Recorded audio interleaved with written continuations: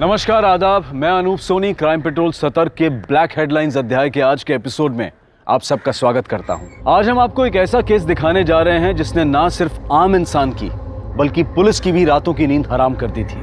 जहां साजिश और जुर्म को कामयाब बनाने के लिए मुजरिम ने हर संभव कोशिश की और दरिंदगी की हर हद को पार कर दिया था।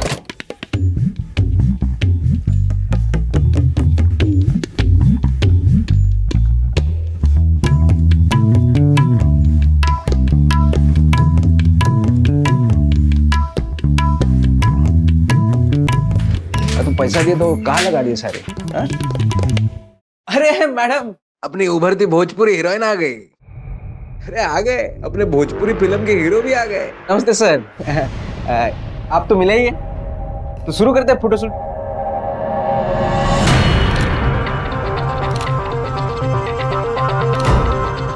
ऐसा कुछ एकदम कस के पकड़ लेना आप। हाँ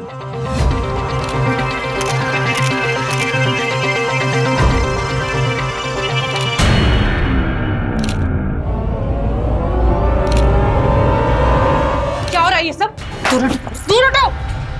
तुम यहाँ क्या कर रही हो? तू इतना जवानी फूट रहा है ना, तो जाके किसी और को ढूंढ। हमारे पति से दूर रह, वरना आंखें नोच लेंगी तेरी। अरे तुम्हारे इस बासी पति में ना हमें रत्ती भर भी इंटरेस्ट नहीं है। अमीरों की लाइन लगती है हमारे लिए, ऐसे फकीरों को तो हम देखे भी ना। और हमारी नहीं, अगर तुम्हारे पति की जवानी फूट रही है ना हमको देखकर, फीलिंग आ रही है उसे हमें देखकर, तो उसमें हमारी नहीं तुम्हारी प्रॉब्लम है, समझी? और तुम अपनी पत्नी को जरा लगाम में रखो, वरना पिटेगी किसी दिन हमसे। अरे मैडम, अब पड़ गई कलेजे में ठंडक ना। हमको बदनाम करने का कोनो मौका छोड़ना मत तुम। शादी क्या कर लिया, जीना हराम कर दिया तुम हमारा।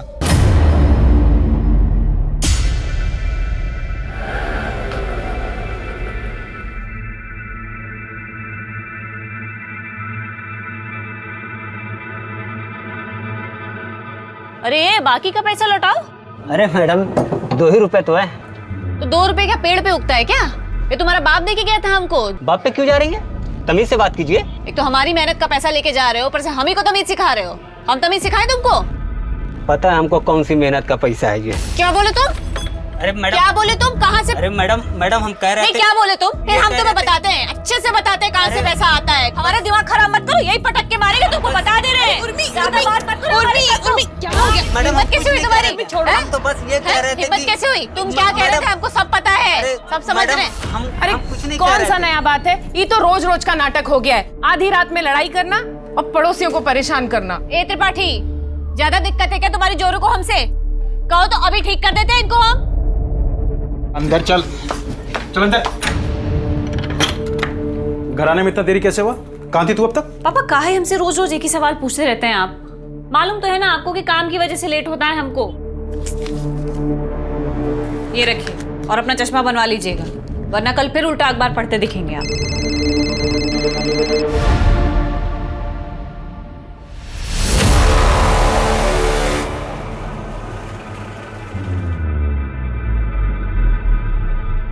कहाँ जा रहे हो? अपनी वो 2 पैसे की हीरोइन उर्मिला, उसके साथ गुलछर्रे उड़ाने जा रहे हो ना? तुम जब तक हमें बताओगे नहीं ना कहाँ जा रहे हो, हम तुम्हें जाने नहीं देंगे। लखनऊ जा रहे हैं। हम भी चलेंगे लखनऊ, भैया से भी मिल लेंगे। बहुत दिन हुआ है ना। नहीं लेके जा सकता, काम से जा रहे हैं और गाड़ी में उतनी जगह भी नहीं है।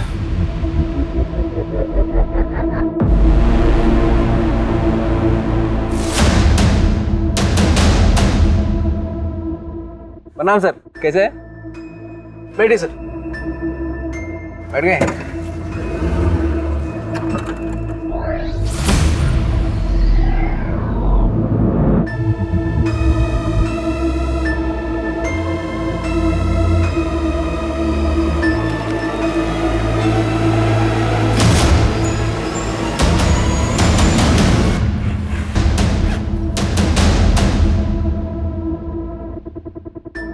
Hello, DJ travels?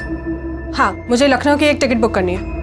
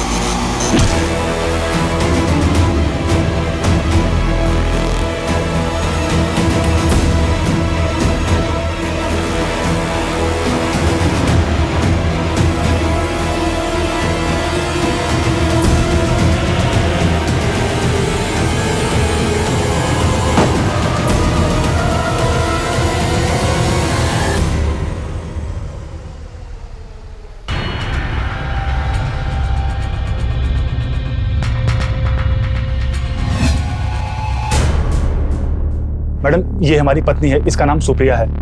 हमको इसका मिसिंग कंप्लेंट लिखवाना है। हम इसको हर जगह ढूंढ लिए लेकिन हमको कहीं नहीं मिली ये। कब से गायब है? 2 दिन से। 2 दिन पहले जब हम लखनऊ गए थे, उसके बाद जब हम काम से आए उसके तब से इसका नंबर ही नहीं लग रहा है। आपकी पत्नी 2 दिन से गायब है और आप आज रिपोर्ट लिखवाने आए? मैडम हमको तो मालूम ही नहीं था कि वो लापता है। जब 2 दिन पहले हम लखनऊ जा रहे थे तो हमसे जिद करने लगी कि हमको भी ले चलो। हम भी चलेंगे लखनऊ, भैया से भी मिल लेंगे, बहुत दिन हुआ है ना। अब हम काम से जा रहे थे तो इसलिए नहीं ले गए। तो हमको लगा कि गुस्से में फोन बंद करके बैठी होगी, लेकिन जब हम वापस कानपुर आए तो देखे वो घर में भी नहीं है। फिर हमने पड़ोसियों से पूछा, उनको भी नहीं पता कि कहाँ गई है। आप दोनों के बीच कोई झगड़ा वगैरह हुआ था? शादी क्या कर लिया, जीना हराम कर दिया तुम हमारा। बस उतना ही जितना एक मियाँ बीवी के बीच में नोक झोंक होता है। आपने उनके रिश्तेदारों में या मायके में पता किया? शायद वहां चली गई हो। मैडम मायके के नाम पे तो लखनऊ में सिर्फ उनका एक बड़ा भाई है, जोगिंदर यादव, और हम वहाँ पे भी फोन करके पूछे हैं, वहाँ भी नहीं है वो। आप सुप्रिया की डिटेल्स और फोन नंबर दे दीजिए, हम पूरी कोशिश करेंगे। जैसे ही कोई खबर मिलेगी आपको बता देंगे।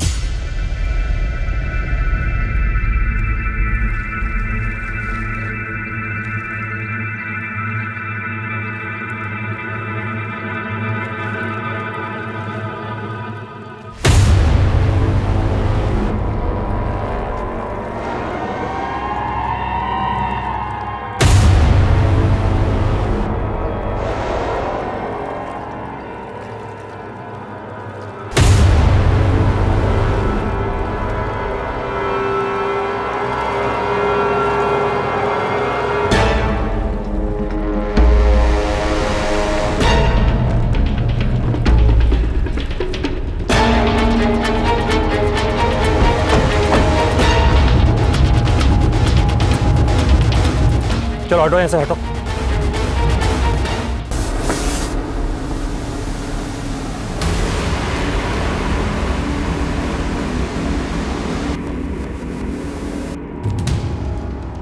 किसी लड़की की बॉडी है सर, लेकिन उसका सर और हाथ नहीं है। सूटकेस में सिर्फ उसकी बॉडी के निचले हिस्से के टुकड़े ही हैं सर। बॉडी पूरी तरह गल चुकी है, लगता है शायद पानी में बहुत टाइम तक थी है। अपनी टीम लगवाओ, गोताखोरों को बुलवाओ, नदी के आसपास के इलाके में अच्छे से सर्च करवाओ, आसपास के पुलिस स्टेशन में इसकी डिटेल्स भेजो और पता करो कि हफ्ते भर के अंदर किसी महिला की मिसिंग रिपोर्ट दर्ज हुई है क्या।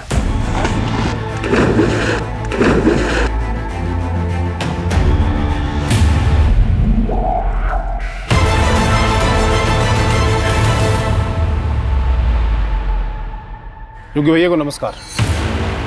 तुम यहाँ का लेने आए बे? लेने नहीं, बताने आए। आपकी बहन सुप्रिया कल दिन से गायब है। आपके जीजा रंजन ने उसकी मिसिंग कंप्लेंट कानपुर के थाने में लिखवाई है। क्या बकवास है ये? अरे ऐसे कैसे गायब हो गई? लड़की है कोई चाबी का गुच्छा थोड़ी है जो खो गई है। और ऐसी बात की तो उसके नालायक पति ने हमें बताया ही नहीं। हमारी बहन सुप्रिया को कुछ हुआ तो नहीं है? अभी कुछ बोल नहीं सकते भैया जी, पर परवर गया तेल लेने। हमारी बहन को ढूंढो, अगर उसको कुछ हुआ ना तो जीना हराम कर देंगे साला सबका। सर सूटकेस पर कोई फिंगरप्रिंट्स नहीं है, शायद पानी में रहने की वजह से धुल चुके हैं। पोस्टमार्टम रिपोर्ट का क्या हुआ? सर मैंने पता किया था, डिटेल पोस्टमार्टम रिपोर्ट आने में तो टाइम लगेगा, लेकिन अभी के लिए उन्होंने ये कंफर्म किया है कि मरने वाली लड़की की उम्र 23 से 28 के बीच की है।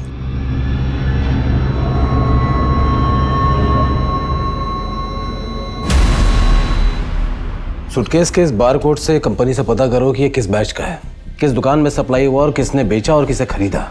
हो सकता है ये सूटकेस ही हमें टुकड़ों से मिली लाश की पहचान तक ले जाए। उर्मिला का फोन अभी भी बंद आ रहा है, मुझे तो उसकी बहुत चिंता हो रही है। पता नहीं कहाँ होगी, कैसी होगी। अरे लगता है आजकल आपकी हीरोइन बिटिया घर पर नहीं है। मतलब आजकल आधी रात में कोई चीख चिल्लाहट की आवाज नहीं सुनाई दे रही। क्या बेकार की बात कर रही हो तुम? कुछ भी बोले जा रही हो, चलो घर। अरे चलो कुछ भी हो, हमें क्या करना है ना। कंपनी से ये इन्फॉर्मेशन मिली है कि सूटकेस आपकी दुकान से खरीदा गया है और ये इसका सीरियल नंबर है। जरा देख के बताइए कि सूटकेस किसने खरीदा। एक मिनट सर, चेक करता हूँ।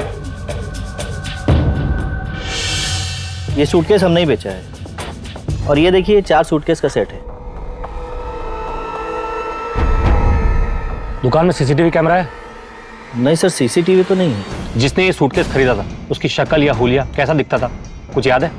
ऐसे तो याद नहीं है सर, अब दुकान में कितने सारे कस्टमर आते हैं सर। हाँ लेकिन हमारे रिकॉर्ड से पता चलता है कि किसी उर्मिला सिंह परिहार के क्रेडिट कार्ड से पेमेंट हुआ है सर।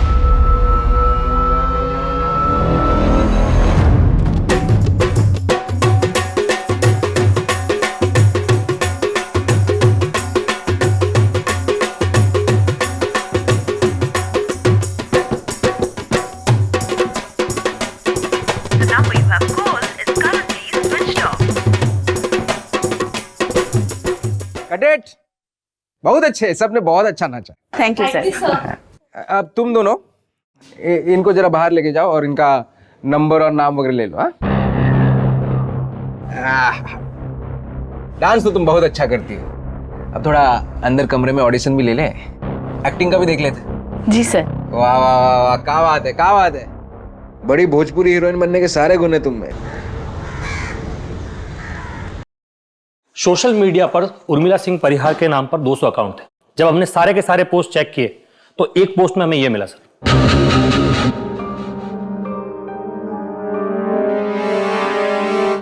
उर्मिला ने सूटकेस खरीदने के कुछ घंटों बाद ही यह पोस्ट अपने अकाउंट पे लखनऊ से डाला है सर, लेकिन इसके पहले के उसके अकाउंट के सारे पोस्ट कानपुर से किए गए। जो उर्मिला के फोन ट्रैक से कुछ मिला? सर इस पोस्ट के बाद से ही उसका फोन स्विच ऑफ आ रहा है, लेकिन रजिस्ट्रेशन से पता चला है कि ये नंबर उर्मिला सिंह परिहार के नाम से रजिस्टर्ड है और एड्रेस कानपुर का है सर। मतलब उर्मिला लखनऊ से नहीं कानपुर की है। उर्मिला ने 4 सूटकेस खरीदे, जिसमें से एक में हमें औरत की लाश मिली जिसके सर और हाथ कटे हुए थे। तो बाकी के 3 सूटकेस कहाँ हैं? उर्मिला के पास।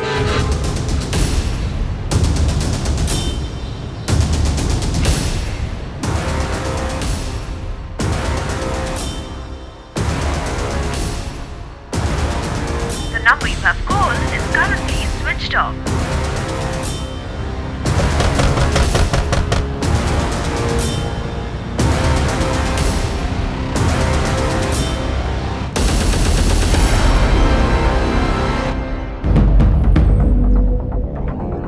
इस तरह। सर, ये लखनऊ से एक केस की फाइल लेकर आए, आपसे मिलना चाहते हैं। सर 4 दिन पहले हमें इस औरत की लाश एक सूटकेस में मिली नदी में, जिसके सर और हाथ कटे हुए थे। सूटकेस के बारकोड से पता चला है कि एक नहीं 4 सूटकेस किसी उर्मिला सिंह परिहार ने अपने क्रेडिट कार्ड से पेमेंट करके खरीदे थे। तो बाकी के 3 सूटकेसेस को लखनऊ पुलिस ढूंढ रही है, क्योंकि हमें शक है कि बाकी के बॉडी पार्ट सर और हाथ भी किसी सूटकेस में हो सकते हैं। क्योंकि उर्मिला कानपुर की रहने वाली है, इसलिए हेडक्वार्टर ने यह केस आप लोगों को सौंपा है। अब आगे की तहकीकात आपकी टीम करेगी सर।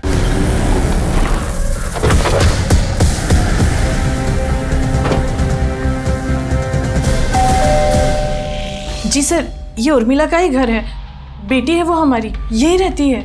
क्या हुआ साहब, इतना सब क्यों पूछ रहे हैं आप? उर्मिला अभी कहाँ है? पता नहीं साहब, वो हमें बताती कहाँ है कि कब जा रही है, कब आ रही है और कब लौटेगी।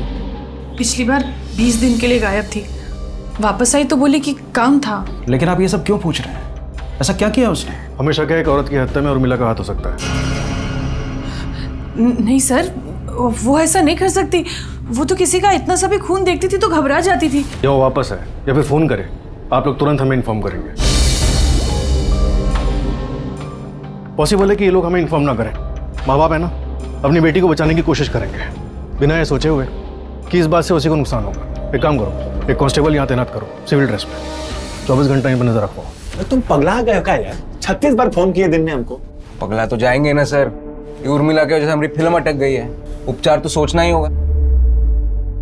हम एक नई लड़की देखे, हीरोइन बनने के लिए कुछ भी कर सकती है। कुछ भी मतलब कुछ भी। वही होगी, आते हैं। अरे रितु, आओ आओ, तुम्हारी राह देख रहे थे। Good evening sir. ये रंजन सर, आप जानती होंगी। हाँ हाँ, हम तो जानते हैं इनको, हम तो बहुत बड़े फैन हैं इनके। बाकी 3 सूटकेसेस का कुछ पता चला? नहीं सर। बोले थे हम तुमको, पर तुम हमारी बात मानती कहाँ हो? हीरोइन बनाने चली थी अपनी बिटिया को, बना ली हीरोइन। किसी के सामने मुंह दिखाने लायक नहीं छोड़ा है उसने हमको। थोड़ा तो शर्म कीजिए। अरे ये सब उसने हम लोगों के लिए किया। अरे हम ही खा गए अपनी बिटिया को और अब आप उसे गाली दे रहे, ये नहीं सोच रहे कि वो कहाँ होगी, किस हाल में होगी। कुछ समझ में आ रहा है तुमको? हत्या के मामले में पुलिस खोज रही है उसको। और एक बात बता देते हैं, अब अगर वो इस घर में आई ना तो सीधा पुलिस को दे देंगे, समझे?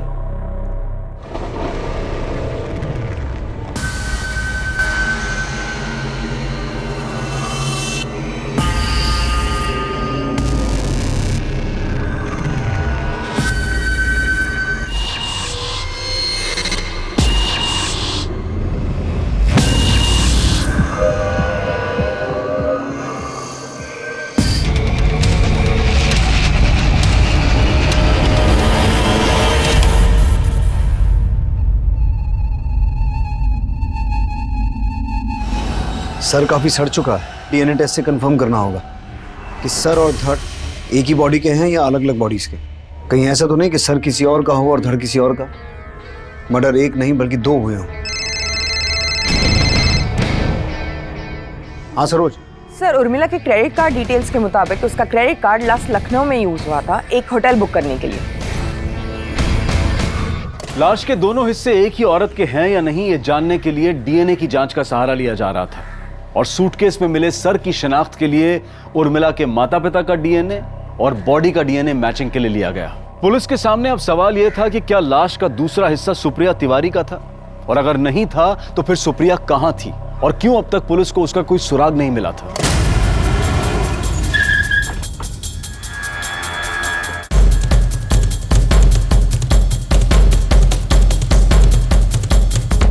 उर्मिला सिंह परिहार नाम की किसी औरत ने आपके होटल में कमरा बुक करवाया था कुछ दिन पहले। 1 मिनट सर। Yes sir. आपके होटल में सीसीटीवी कैमरा नहीं है? जी है सर, पर अभी थोड़ा खराब है। उर्मिला अकेली आई थी या उसके साथ कोई था? सर अकेली थी। Welcome ma'am. Name please. और थोड़ी देर बाद उनका एक असिस्टेंट आया कुछ पार्सल लेकर। Welcome sir. Thank you. हम उर्मिला सिंह परिहार के असिस्टेंट हैं। और उसके कुछ देर बाद उर्मिला जी भी आई। उन्होंने कहा कि हमारा असिस्टेंट ऊपर है, वो सारे सूटकेस नीचे रख जाएगा और एक आदमी आएगा, वो सारे सूटकेस आप उसे दे दीजिएगा। और उसके बाद वो जो गई वो वापस ही नहीं आई। कितने सूटकेस थे? सर उस दिन मैं थोड़ा बिजी था तो ठीक से देखा नहीं, तो बता नहीं सकता। उनका जो असिस्टेंट आया था उनके लिए पार्सल लेकर, उसका नाम पता नोट किया था? नहीं सर। और उसके बाद जो आदमी सूटकेस लेने आया था उसका नाम पता लिया या उसे भी ऐसे ही जाने दिया? नहीं सर, उसकी डिटेल्स है।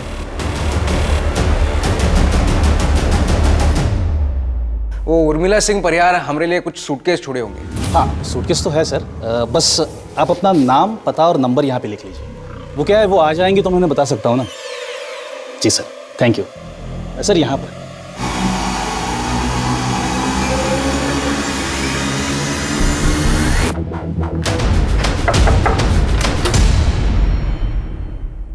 धर्मेश। हाँ अंदर आ जाए। सर सुनिए तो सही। सर क्या हुआ वो तो बताइए। क्या काम करता है तू? डायरेक्टर है सर, भोजपुरी फिल्म बनाते हैं। उर्मिला परिहार को जानता है तू?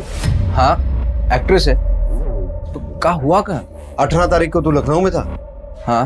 होटल शालीमार से तूने उर्मिला के सूटकेस उठाए थे? हाँ। कितने सूटकेस थे? 2 ही होंगे। होंगे मतलब?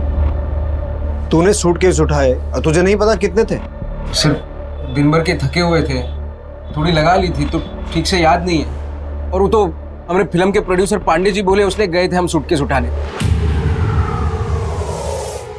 फिर वो होटल से सूटकेस उठाकर हम सीधे कानपुर आ गए। तब से हम पांडे जी को फोन कर रहे हैं, उनका फोन ही नहीं लग रहा। और तब से ये देखो, ये सूटकेस यहीं पर पड़े हुए हैं।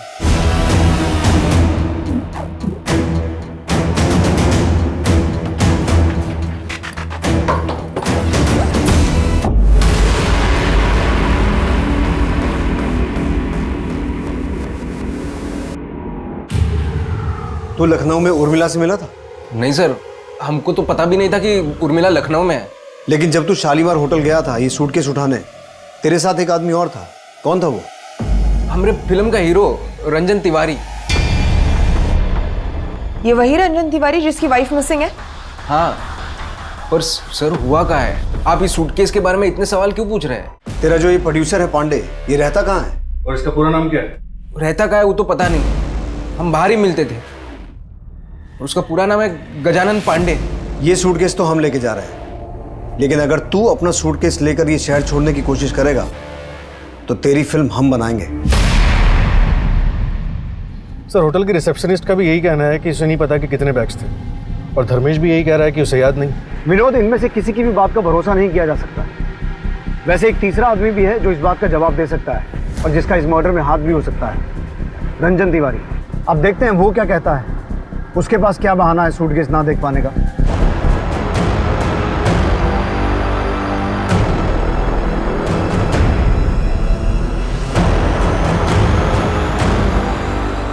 अब डीएनए रिपोर्ट के मुताबिक उन दोनों सूटकेसेस में मिले लाश के टुकड़े एक ही औरत के हैं। इसका मतलब है वो लाश उर्मिला की ही थी। विनोद, उस प्रोड्यूसर पांडे का कुछ पता चला? सर भोजपुरी फिल्म इंडस्ट्री के जितने भी छोटे बड़े प्रोड्यूसर्स हैं सबका पता किया, लेकिन ये गजानन पांडे नाम का कोई प्रोड्यूसर है ही नहीं। मिल गई फुर्सत तुमको, अब लेकर आ रहे हो चाय? Sorry sir. सर हाँ, अब सुप्रिया का पता चल गया?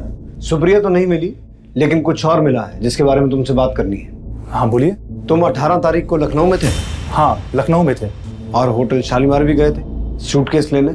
हाँ होटल भी गए थे, लेकिन सर हम बाहर जीप में ही रुके थे। वो धर्मेश गया था अंदर सूटकेस लेने के लिए।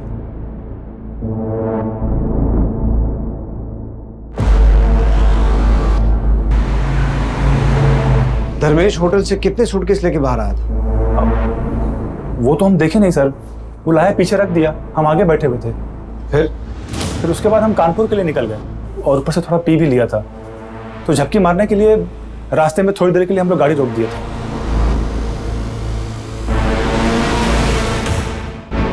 तो तुम्हें नहीं पता कि कितने सूटकेस थे? नहीं सर, बताए तो वो धर्मेश लेकर के आया था। लेकिन सर आप सूटकेस के बारे में इतना क्यों पूछ रहे हैं? क्योंकि उन 4 सूटकेसेस में से एक में उर्मिला का सर और हाथ मिले हैं और दूसरे में किसी औरत का धड़, और बाकी की 2 सूटकेस धर्मेश के घर से बरामद हुए। सर ये धर्मेश नहीं कुछ गड़बड़ किया होगा। सर एक नंबर का लीचड़ आदमी, सर विश्वास करने के लायक नहीं है वो। पता नहीं पांडे को उसने क्या घुट्टी पढ़ाई की वो उसको डायरेक्टर बना दिया। सर कुछ आता जाता नहीं है उसको, कुछ भी करके वो फिल्म बनाना चाहता है। उर्मिला को लेके बहुत उछल रहा था, बोलता है हमारी खोज है। ये है रंजन तिवारी, जानती होगी, स्टार है। साथ में काम करेंगे तो बहुत सीखने मिलेगा। आप घबराइए मत, हम सिखा देंगे सब इनको। क्या सिखा देंगे? एक्टिंग हम सिखा देंगे आपको।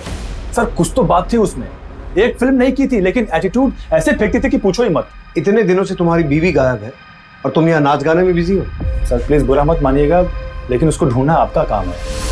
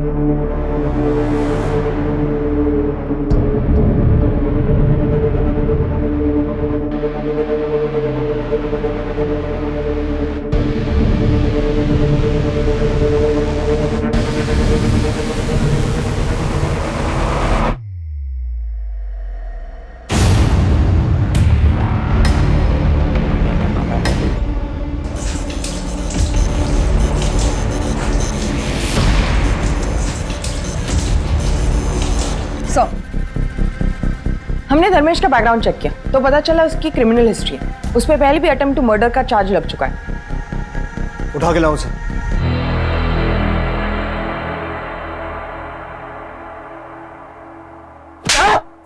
बड़ा शरीफ बन रहा था ना तू? हाँ, तेरी सारी हिस्ट्री ज्योग्राफी पता है हमें। रंजन ने सब उगल दिया है धर्मेश। झपकी मारने के बहाने तूने गाड़ी रास्ते में रोकी और 4 में से 2 सूटकेस जिनमें लाश थी वो नदी में फेंक दिए। सर हमने ऐसा कुछ नहीं किया है सर। हम क्यों मरवाएंगे उर्मिला को? वो हमारी फिल्म की हीरोइन थी, हमारी फिल्म हिट करवाने वाली थी, भविष्य बनाने वाली थी हमारा। सर हम तो बोलते हैं रंजन ने मारा है उर्मिला को। उर्मिला ने सबके सामने उसकी बहुत बेइज्जती की थी। रंजन और उसकी बीवी सुप्रिया का बहुत जोर का झगड़ा हुआ था उर्मिला के साथ। इतना जवानी फूट रहा है ना तो जाके किसी और को ढूंढ। तुम्हारे इस बासी पति में ना हमें रत्ती भर भी इंटरेस्ट नहीं है। सर रंजन का एक साला है लखनऊ में, बाहुबली टाइप गुंडा आदमी है, जोगी नाम है उसका। हमको लगता है ये जोगी के साथ मिलकर रंजन ने उर्मिला को मरवाया। हम जब लखनऊ में थे तब जोगी के घर पे भी गया था रंजन उसे मिलने के लिए। जोगी के बारे में हम पता लगा लेंगे। तू ये बता पांडे कौन है, कहाँ मिलेगा? क्योंकि अभी तक उसके बारे में कोई सुराग नहीं मिला। ये पांडे नाम का कोई आदमी है भी या झूठ बोल रहा है? अरे सर बिल्कुल है, उन्होंने तो हमारे फिल्म में पैसा लगाया। कैसे दिए थे पैसे? कैश में दिया था सर। ब्लैक का पैसा व्हाइट करते वक्त ज्यादातर लोग फिल्म में पैसा लगाते हैं तो कैश में ही देते हैं सर, ताकि बाद में फंसे नहीं। धर्मेश कह रहा है कि रंजन अपने साले जोगी से मिलने गया था, जबकि रंजन ने हमें इस बारे में कुछ बताया नहीं। विनोद, तुम जोगी से पता करोगे सच क्या है।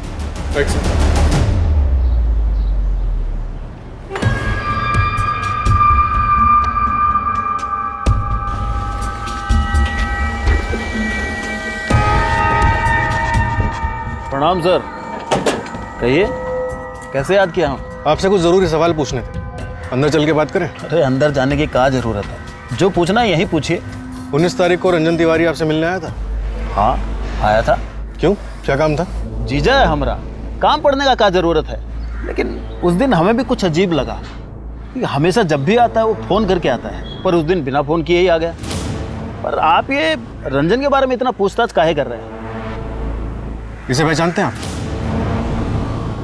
ये शक्ल तो पहली दफा देख रहे हैं, देखे होते तो पहचान लेते। एक बात बताइए, आप इस लड़की के बारे में पूछ रहे हैं, रंजन के बारे में इतना सवाल पूछ रहे हैं। रंजन की बीवी यानी हमारी बहन सुप्रिया, उसके बारे में कुछ खोजबीन की है कि नहीं की है आपने? हम कोशिश कर रहे हैं। वैसे सुप्रिया के फोन रिकॉर्ड्स में पता चला है कि उसका लास्ट लोकेशन लखनऊ था। तो क्या रंजन की तरह वो भी आपसे मिलने आई थी? नहीं तो? अरे आती तो बताते नहीं का आपको। देखिए सर, आप बेफजूल का दौड़ भाग कर रहे हैं, उल्टा हम ही पे सवाल दाग रहे हैं आप। रंजन से एक भी बार पूछे आप? हम साला रोज पुलिस स्टेशन अपनी बहन के बारे में पूछते हैं फोन करके, वो एक भी बार अपनी बीवी के बारे में पूछा आपसे? बहुत काम है हमें, चलो। नजर रखो इस पर।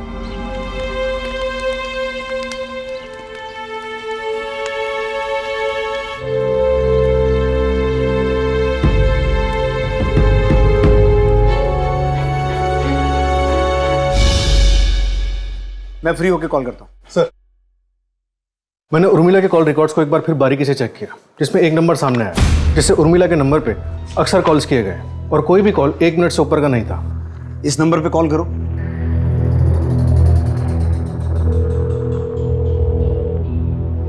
कोई फोन नहीं उठा रहा सर। पता करो किसके नाम पर रजिस्टर्ड है। Right sir.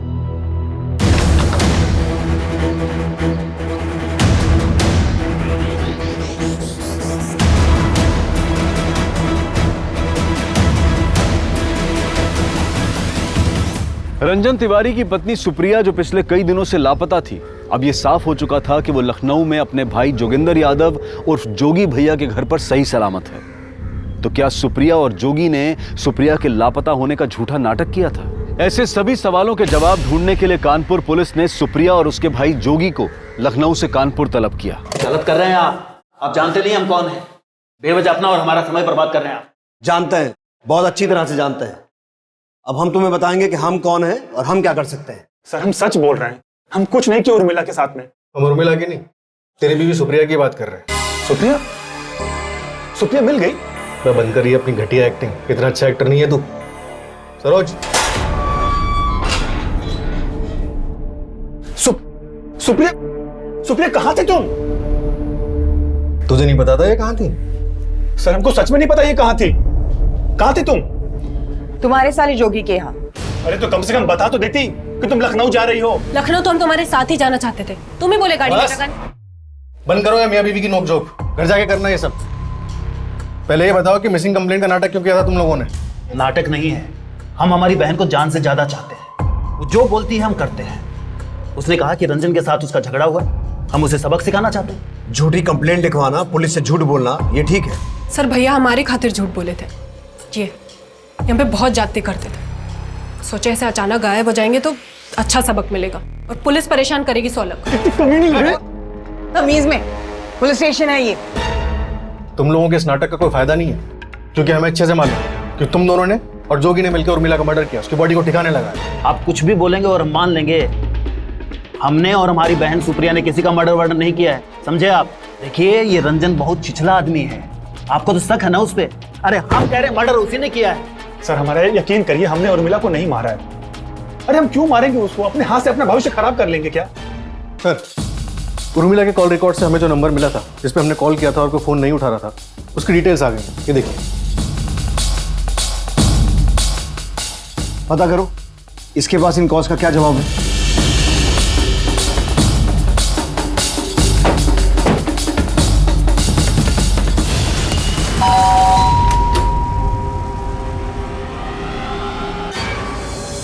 सर ऐसा तो कुछ याद नहीं है हमें। उर्मिला हमारी पड़ोसी थी तो कभी कभार फ़ोन किए होंगे। इस कभी कभार बात होने वाले पड़ोसी को तो रात में 1 बजे फ़ोन करेगा? सच सच बोल दे, ये तो बहुत बुरा फंसेगा तू। सर उर्मिला और हम एक दूसरे से प्यार करते थे। उर्मिला, तुमको समझना होगा, हमारे बाबा कभी नहीं मानेंगे। हम भी तुमको चाहते हैं, सारी जिंदगी तुम्हारे साथ बिताना चाहते हैं हम, पर तुम्हारा दोनों सपना एक साथ पूरा नहीं हो सकता। या तो तुम हीरोइन बनो या हमसे शादी करो। बोलो। सर, वो हीरोइन बनने के सपने को चुनी और हमारे बाबा ने हमारी शादी सुमन से करवा दी। हम दोनों एक दूसरे को आज भी चाहते थे। सर, हम चुप चुप के उर्मिला के घर पे भी मिलते थे। उर्मिला के घर पे? लेकिन वो तो अपने माँ बाप के साथ रहती थी ना। हाँ सर, पर वो किराए पे एक घर भी ली थी, यहीं पास में है सर। सर, रमाकांत ने उर्मिला के एक और घर का पता बताया, हम लोग वहीं जा रहे हैं। मैं आपको एड्रेस सेंड कर रहा हूँ, आप डायरेक्टली वहीं पे पहुँच जाइए।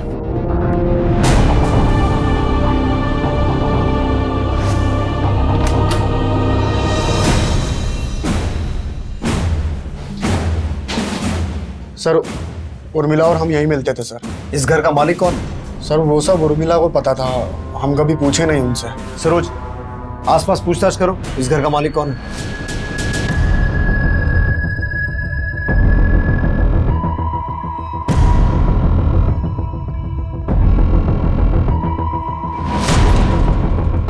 मिश्रा।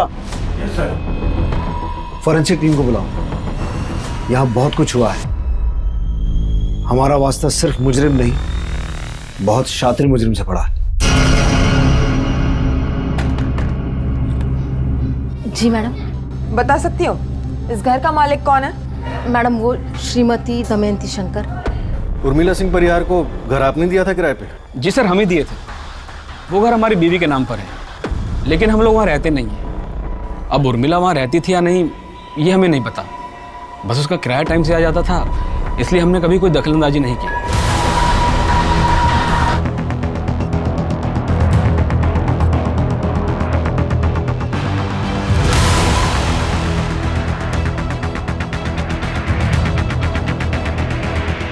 सर, यहाँ काफी खून बहा है, पूरे किचन में खून के ट्रेसेस हैं।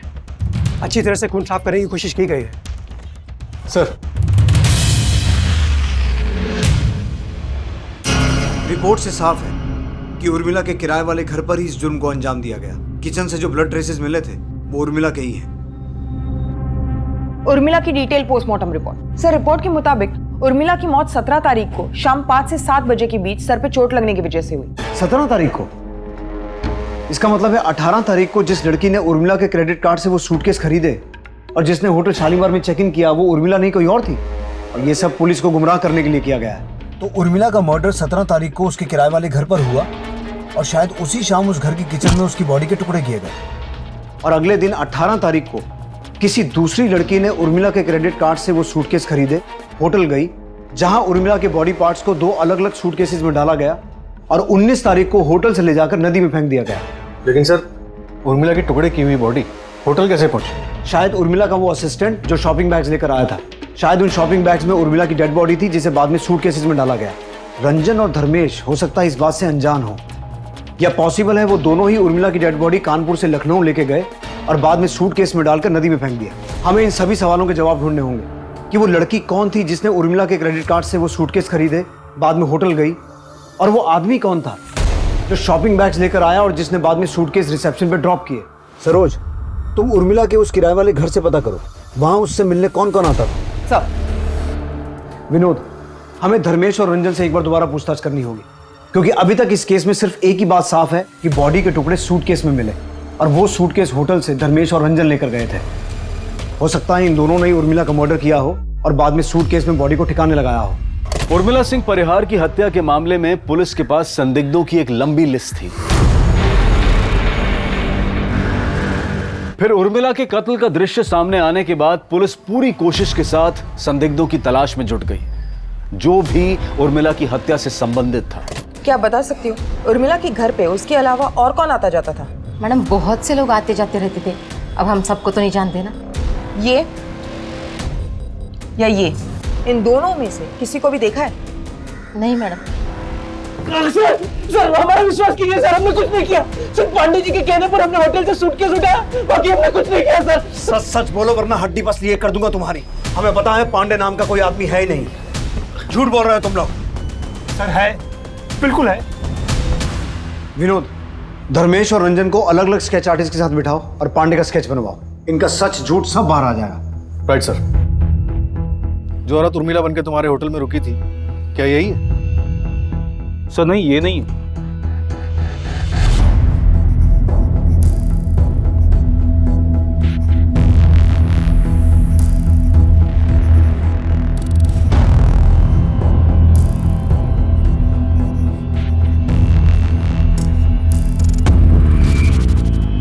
हाँ मैडम, इन्हें देखे हैं, ये आते जाते रहते थे यहाँ पे। इसके अलावा और कोई आता था? 2 बुजुर्ग आदमी हमेशा आते थे और उनमें से एक तो अभी कुछ दिन पहले ही आके गए थे। शक्ल याद है उनकी? हुलिया बता सकती हो?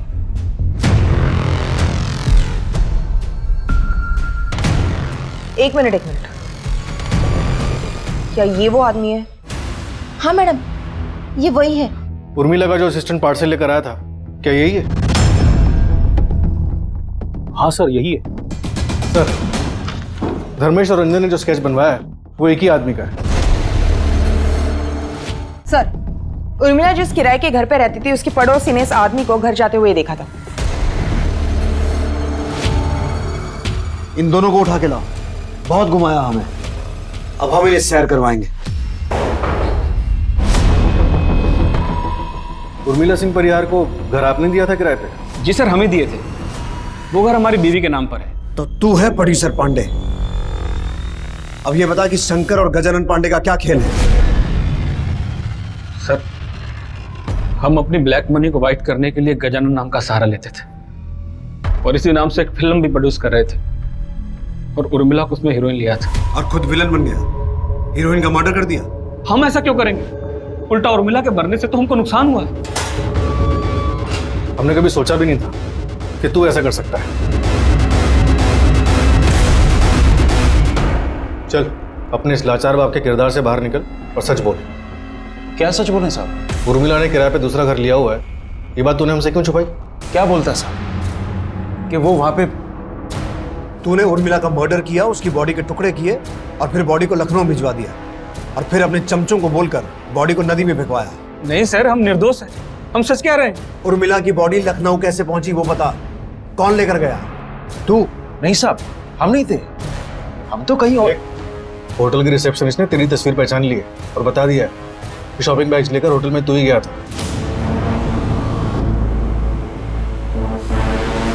हम उर्मिला सिंह परिहार के असिस्टेंट हैं, पार्सल देना है उनको। साहब, उर्मिला हीरोइन बनना चाहती थी। जब हमें ये पता चला तो हम बहुत गुस्सा हो गए। ये काम शरीफ लोगों को शोभा नहीं देता है साहब, पर वो हमारी सुनती कहाँ थी। फिर भी हमारी मजबूरी थी साहब, क्योंकि हम कुछ कमाते तो थे नहीं, घर का सारा खर्च वही चलाती थी। 17 तारीख को क्या हुआ था? उस दिन घर से निकली तो जाने हमारे दिमाग में क्या है कि हमने उसका पीछा किया साहब।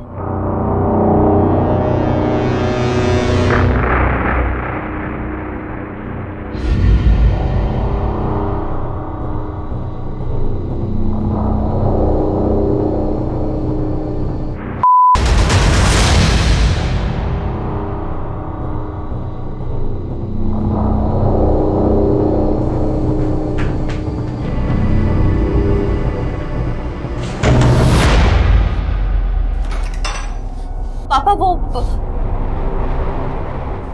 पापा मेरी बात तो सुनिए। ये तुम्हारा हीरोइन का काम है? इस धंधे को तुम काम करती हो? हैं? यही शिकायत तुम तुम्हें कि अपने बाप की उम्र जैसे आदमी के साथ मुंह काला करती फिरे? लेता हूं। क्या सुन तेरी वाला? नहीं, गूंगा ही देख। क्या? बोल। उर्मिला, ये साला क्या किया तू? ये साला मर गई है। हम पुलिस को सब बता देंगे। क्या? एक साला भांग खाए तुम, खुद तो मरोगे, हमको भी मरवाओगे। तुमको जितना पैसा चाहिए हम तुमको देंगे, खाली अपना जुबान बंद रखना बस। और फिर पांडे ने उर्मिला के शरीर के टुकड़े टुकड़े कर दिए साहब।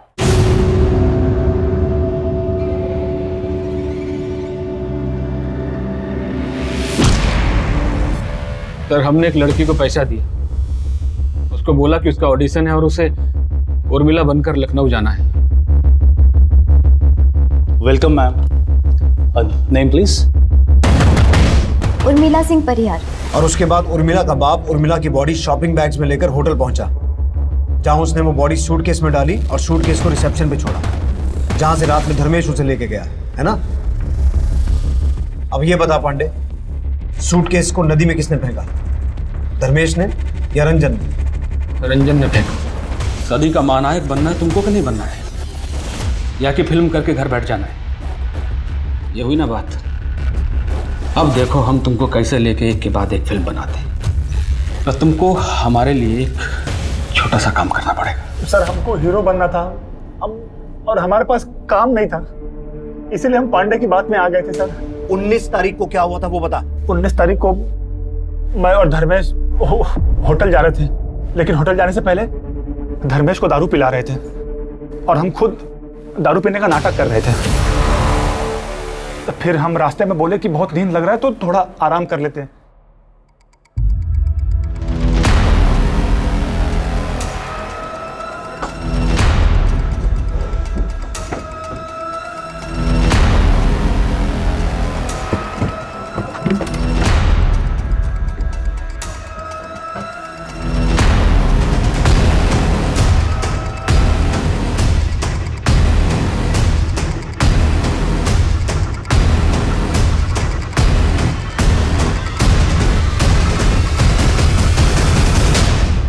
और तूने झूठ क्यों बोला कि तुझे याद नहीं था कि कितने सूटकेस थे? सर हम थके हुए थे, पिए हुए थे, धुंधला धुंधला याद था कि 4 सूटकेस थे, मगर सुबह उठकर गाड़ी में देखा तो 2 ही थे। हमने रंजन से पूछा भी तो उसने कहा हमने नहीं देखा, तो हमको लगा 2 ही होंगे। आप तो बस यही सोचते रहे कि कौन है, कहाँ से आई है, किसका खून है। कभी उससे प्यार करते, समझाते तो आज वो ना होता जो हुआ।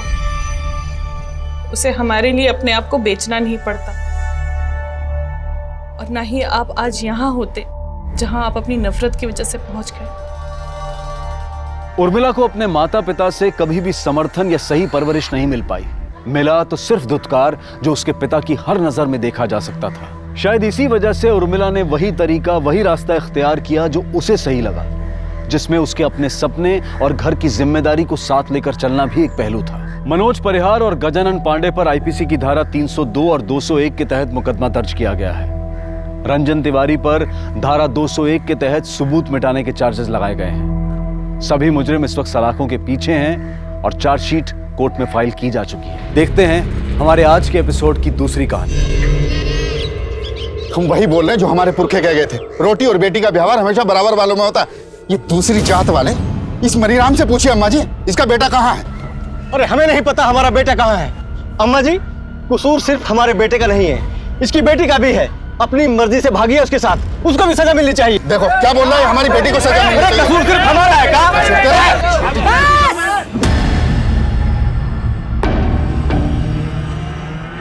तू मैं मर मिटे पूछ पूछ के जात। राम रहीम हैरान है, नाजुक है हालात। ये भी तो कह गए थे हमारे पूर्वज। अब आप लोग बताइए हमको कि क्या अपनाना है, अच्छाई या बुराई? पर अम्मा जी देखो नरेंद्र, मनीराम का लड़का सीएमओ के पद पर है। इस पद का लड़का ढूंढ पाते अपनी बिटिया के लिए?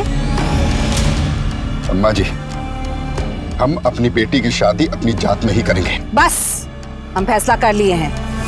तुम दोनों के बेटा बेटी बालिग हैं, अब पता किए हैं हम, वो दोनों शादी भी कर चुके हैं। तो अब ना जात बीच में आएगी और ना ही किसी की जिद। अम्मा जी के, अम्मा जी के, अम्मा जी के।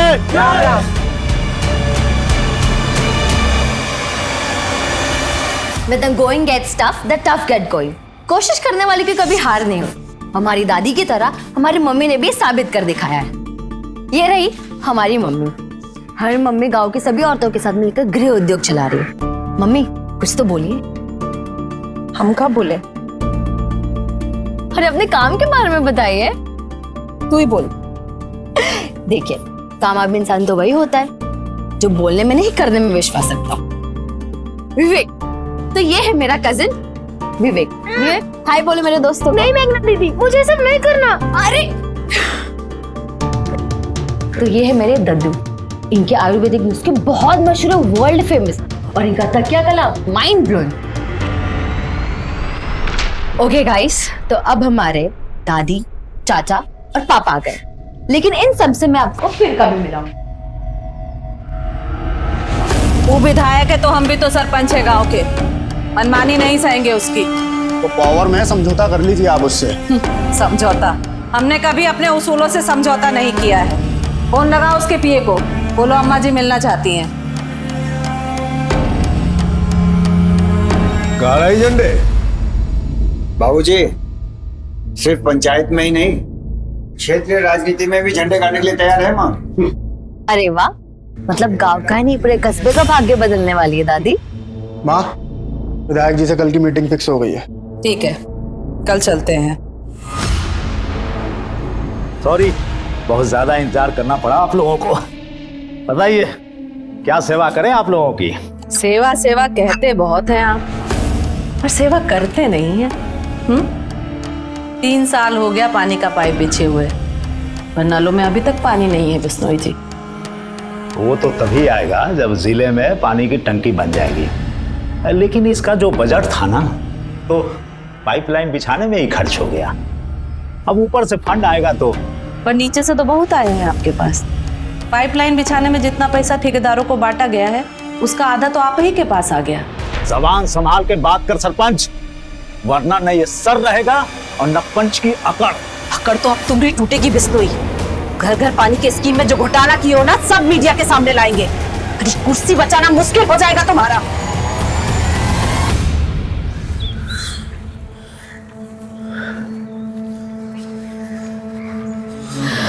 संज्ञान, हम यहाँ तुम्हारा 1 घंटे इंतजार कर रहे हो, तुम अब जाके आ रहे हो। मेघा सॉरी यार, पापा को आने में देर हो गई थी। अब उनसे मिले बिना तो हॉस्टल नहीं जा सकता था ना। अब 15 मिनट में तुम्हारी बस आ जाएगी। बस सर 15 मिनट बिताने के लिए इतना वेट किया हम। सच हम तुम्हें ड्रॉप करने ही नहीं आते। तुम चाहो तो अभी भी मेरे साथ भाग सकती हो।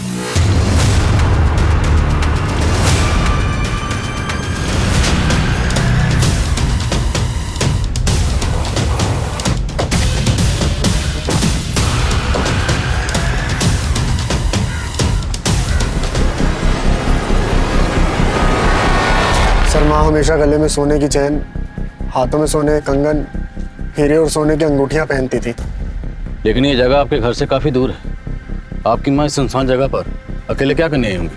सर, हमें भी कुछ समझ में नहीं आ रहा है। रात को माँ घर पर नहीं आई थी और उनका फोन भी बंद आ रहा था, और आज सुबह यहाँ उनकी लाश। आप लोगों को किसी पर शक? साहब, हम कहते हैं सब पूरा किया धरा है ना नरेंद्र का ही है। कौन नरेंद्र? हमारे गांव का ही है साहब। उसकी लड़की ने दूसरे जात के लड़के से शादी कर लिया था। नरेंद्र चाहता था अम्मा जी और लड़के को सजा दे, पर अम्मा जी लड़का और लड़की के रिश्ता का बचाव किए थे, इसलिए बहुत गुस्से में था। अम्मा जी, मैं उस नीच लड़के को अपना दामाद ना मान सकता। अगर आपकी बेटी होती तब भी आप यही फैसला सुनाते? हाँ, तब भी हमारा यही फैसला होता। हमें मंजूर नहीं है आपका ये फैसला। साहब, नरेंद्र अपना फोन बंद करके भाग गया है। हमको पूरा यकीन है अम्मा जी का मर्डर उसी ने किया है। रहता कहाँ है नरेंद्र?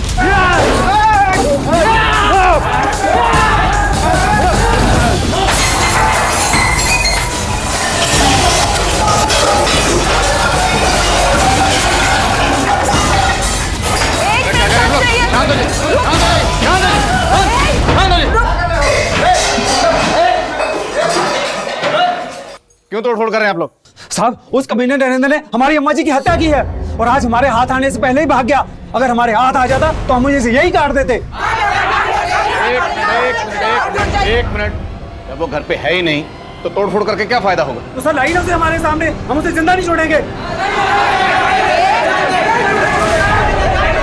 भाभी, हमने चारों तरफ पता किया, लेकिन मेघा का कहीं कुछ पता नहीं चल रहा। पर वो ऐसी तो गायब नहीं हो सकती ना शमशेर भैया, जरूर उसके साथ कुछ हुआ है।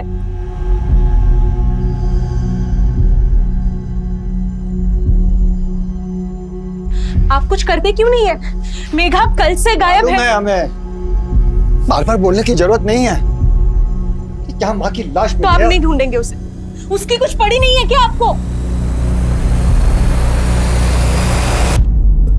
रजनी देवी के कातिल को जल्दी ढूंढना होगा, वरना गांव वालों का बवाल और बढ़ सकता है। जी सर, ये नरेंद्र जिस तरीके से गायब है उसे देख के तो लग रहा है कि हो सकता है कि नरेंद्र ने रजनी देवी का कत्ल किया है और गहने लूटे हैं। और फिर कत्ल को लूट की शक्ल देने की कोशिश की हो। लेकिन रजनी देवी कल रात से गायब है, तो हो सकता है उनका कत्ल भी कल ही हुआ। और सवाल ये है कि गांव की एक महिला सरपंच अपने गांव से इतना दूर उस सुनसान जगह पर क्या करने गई होगी। सर हो सकता है कि मर्डर किसी दूसरी जगह पे किया गया हो और बॉडी को ले जाके वहां डंप किया गया हो। फिर भी उस जगह का पता करना होगा जहाँ रजनी देवी का कत्ल हुआ। रजनी देवी की कल की पूरी एक्टिविटीज पता करो और आसपास जितने भी सुनार हैं सबको इन्फॉर्म करो। हो सकता है कातिल गहने बेचने की फिराक में हो।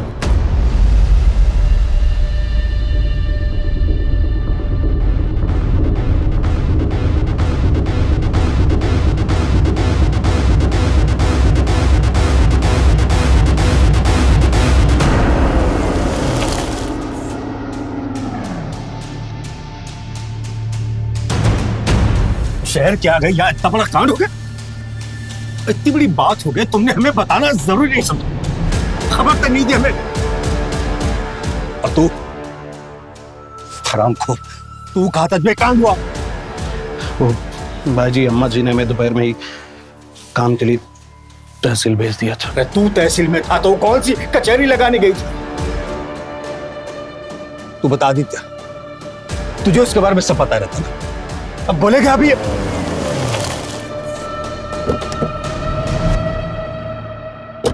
रजनी जी को आखिरी बार आपने देखा था? जी सर, माँ और हम विधायक जी के पास से लौट रहे थे और हमें काम से शहर जाना था। माँ के कहने पर हमने शाम को उनको गांव के पास छोड़ दिए थे सर। और माँ को शाम में टहलने की आदत थी तो हमें लगा कि टहलते टहलते वो घर पहुंच जाएंगे। उसके बाद रजनी जी घर आई नहीं? उस वक्त घर पे कौन था? सर कोई नहीं था यहाँ और हम अपनी बीवी के साथ उसके मायके गए हुए थे। देर रात पहुंचे तो माँ नहीं थी, तभी से हम उनको खोज रहे थे। आप भी इनके साथ थे? अब हम तो 2 दिन से शहर में थे, योगा शिविर में। खबर मिलते ही फौरन लौट आए। पता नहीं सब कैसे हो गया। तो आदित्य ने रजनी देवी को गांव के बाहर ड्रॉप किया था। हो सकता है किलर ने वहां उन्हें अकेले देख उनको टारगेट किया। लेकिन ये बात उनके बेटे ने मैं पहले नहीं बताई। ऐसा लग रहा है जैसे सब कुछ सोच समझ के बोल रहे हैं। पता करो रजनी देवी के मर्डर की वजह कहीं कोई घरेलू झगड़ा तो नहीं, और नरेंद्र को ढूंढने पर जोर दो। ठीक है सर।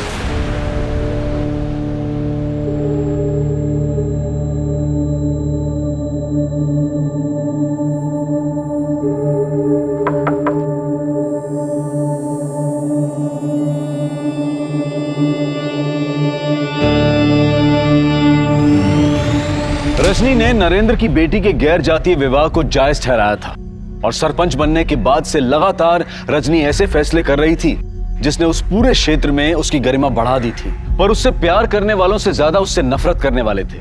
लेकिन सवाल यह भी था कि रजनी की पोती मेघा और उसका दोस्त संज्ञान जिस क्रूरता का शिकार हुए थे, क्या रजनी की हत्या से उसका कोई लेना देना था? आखिर क्या वजह थी कि रजनी के परिवार ने पुलिस को यह नहीं बताया था कि मेघा भी लापता है? पुलिस को रजनी के परिवार पर भी शक हो रहा था और उनका खबरी नेटवर्क रजनी और उसके परिवार से जुड़ी हर जानकारी को इकट्ठा कर रहा था।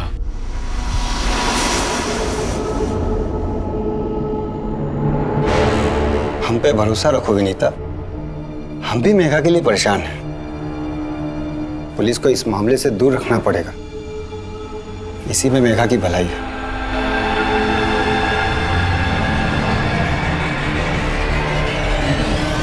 सर जिस दिन रजनी देवी की लाश मिली थी उस दिन सुबह नरेंद्र को एक टैक्सी स्टैंड के पास देखा गया था।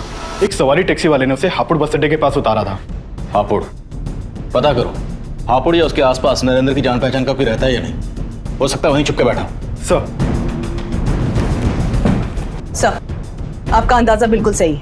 ये मर्डर फैमिली के इंटरनल मैटर से जुड़ा हो सकता है। मैटर क्या? सर आदित्य बहुत पहुंची हुई चीज है। ये आदित्य बहुत सारी शराब की भट्टियों में साइलेंट पार्टनर था और रजनी देवी ने ऐसी बहुत सारी भट्टियों को बंद भी करवाया। तो क्या बेटे के गैर कानूनी धंधों में माँ के उसूल आड़े आ रहे थे? सर वैसे आदित्य का सगा रिश्ता नहीं था रजनी देवी से। रजनी देवी उदित और आदित्य की सौतेली माँ थी।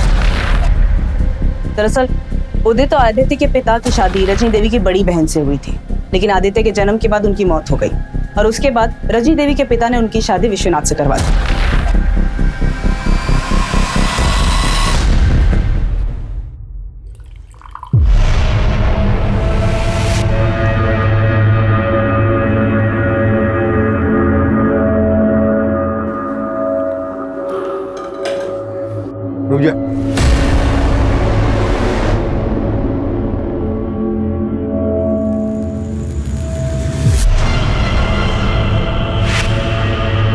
चल चाट इसको। क्या पता तूने कुछ मिला दिया हो उसमें। भाजी मैं समझा। जबान बोलने के लिए नहीं, चाटने के लिए निकाल। चल।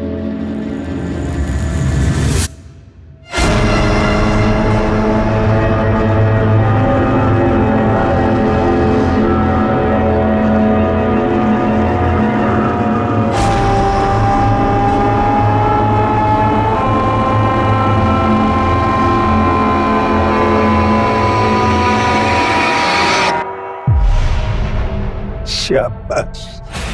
अरे वफादारी का नाटक बड़ा अच्छा कर लेता है तू, है?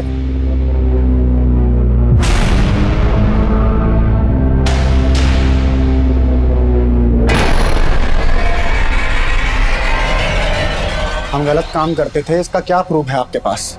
प्रूफ मिटाने में तो माहिर होता हूँ, पर वैसे भी तुम्हें अपनी माँ से कोई खास हमदर्दी तो थी नहीं। उनकी मौत के बाद हमारे भी आंसू आए थे, पर यह सच है कि उनके उसूल खलते थे हमको, और हमको ही क्या, बहुत से लोग ऐसे हैं जिनको वो खलती थी। किसकी बात कर रहे हो? अब हम जिनकी बात कर रहे हैं उनको यहाँ बिठा नहीं पाएंगे। तो आप साहब बोलो, किसकी बात कर रहे हो? हमारी माँ ने इस बार विधायक बिश्नोई जी से पंगा लिया था, उसी के ऑफिस में उसी की पैंट ढीली कर दी। अकड़ तो अब तुम्हारी टूटेगी बिश्नोई। घर घर पानी के स्कीम में जो घोटाला किया हो ना, सब मीडिया के सामने लाएंगे। कुर्सी बचाना मुश्किल हो जाएगा तुम्हारा। तू मेरी कुर्सी हिलाएगी? तू मेरी कुर्सी हिलाएगी? औकात देखिए तेरी। अरे सर, सर तुम्हारे जैसे कितने सरपंच मेरे नीचे हैं। अरे सर रहने दीजिए ना, माँ छोड़ो। औकात की बात कर रहे हैं नेताजी, ऑफर तो सुना दे हम इनको अपना। आप चाहते हैं कि हम अपना मुंह बंद रखें, बस आप हमारे गांव के स्कूल के लिए 20 लाख रुपया डोनेशन दे दीजिए, हम एकदम चुप हो जाएंगे। उन्हें लग रहा था विधायक जी डर जाएंगे, लेकिन उन्होंने तो माँ को मार के ही खामोश कर दिया। अच्छा, तो ये बात तुमने हमें पहले क्यों नहीं बताई? सर अगर हम आपको पहले बता देते तो वहाँ जो विधायक बिश्नोई जी बैठे हैं वो हमको उठा लेते घर से, और आप उनकी गिरबान तक नहीं पकड़ पाते। नो एविडेंस बोल के आप लोग पल्ला झाड़ लेते। सर हमें अपनी सिक्योरिटी भी देखनी, और साथ में अपनी फैमिली वालों की भी।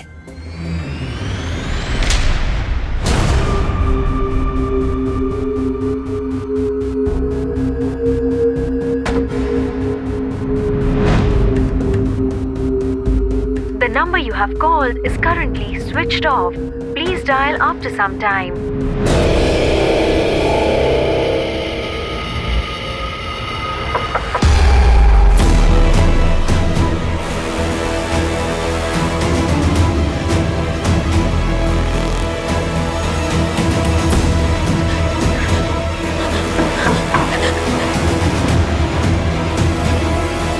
कौन है?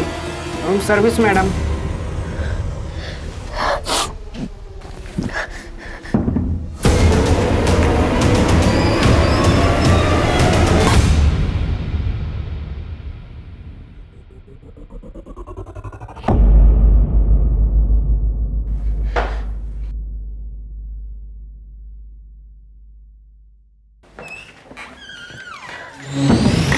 तो आदित्य नेताजी का नाम लेकर घुमा रहा है उन्हें।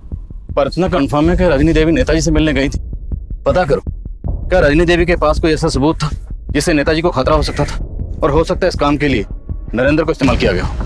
ये केस अब एक हाई प्रोफाइल केस बन गया था, और इस केस के सबसे बड़े सस्पेक्ट नरेंद्र को ना पकड़ पाने से पुलिस पर मीडिया और गांव वालों का प्रेशर आ गया था। लेकिन जल्द ही पुलिस ने नरेंद्र को ढूंढ निकाला।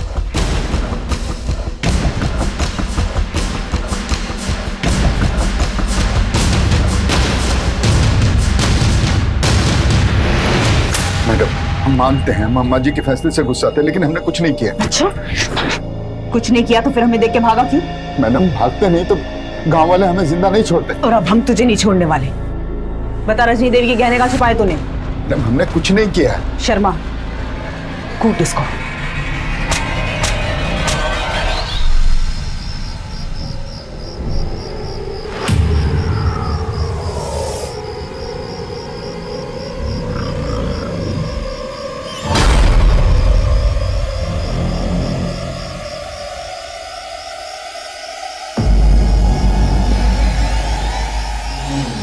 देखिए, हम कहते थे ना कि उनका किसी से चक्कर है।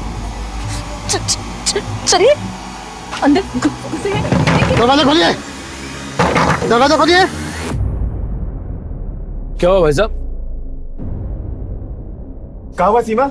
ये बोल रही है स्वीटी के साथ चक्कर चल रहा है आपका। मेरे बीवी हमारे बता रहे हैं आप। भाई साहब, इसमें इनका दोष नहीं है। हम आपको बता रहे हैं ना, ये हमारी बीवी हम पे सख्त न्याय करती है।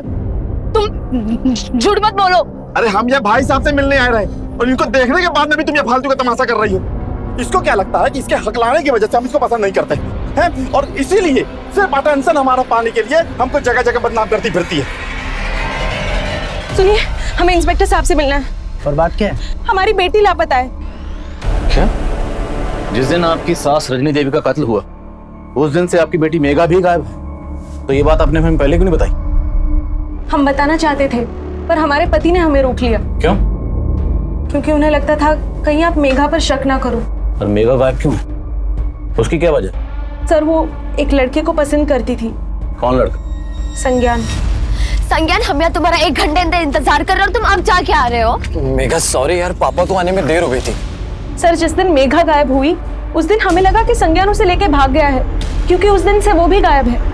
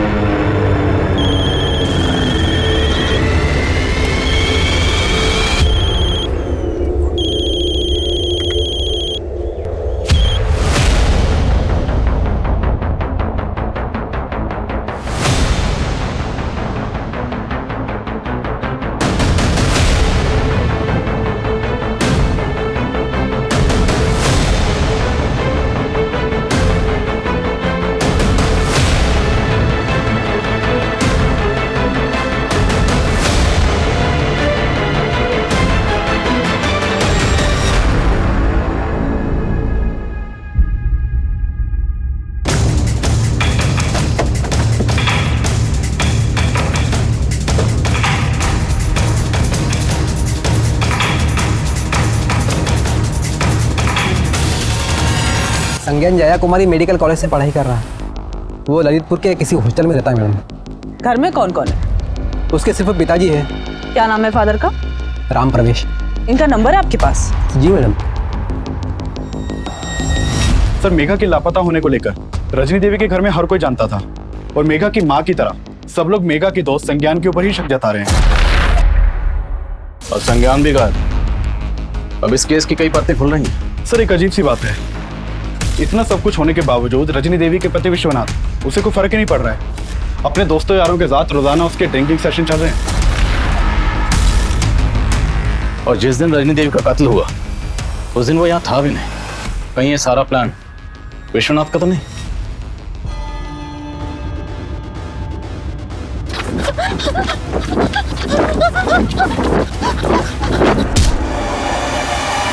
हमें फिक्र हमारी पोती की है सर, लेकिन ये रजनी, यही वजह है सबकी कि आज मेघा हमसे दूर है। आखिर क्या वजह जो आप अपनी मरी हुई बीवी को इतना कोस रहे हैं? उसे कोसने की हजारों वजह है हमारे पास। तब तो उसे मारने की भी कोई ना कोई वजह जरूर होगी आपके पास। हमें मालूम था आप हम पे शक करेंगे, लेकिन हमने कुछ नहीं किया ऐसा। अपनी बीवी को कोसने की वजह नहीं बताएंगे?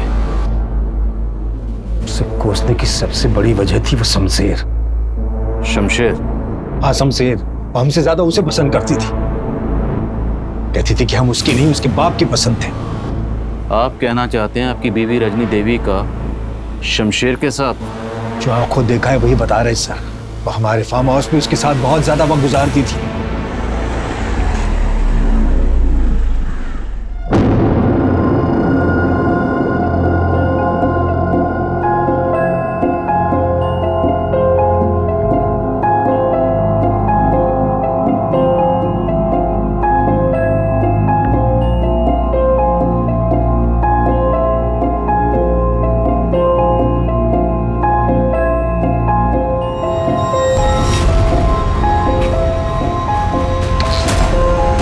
हम साथे मैं तुझे छोड़ूंगा क्या? तुझे छोड़ में खाता हूँ, मैं चेक करता है साले तुझे।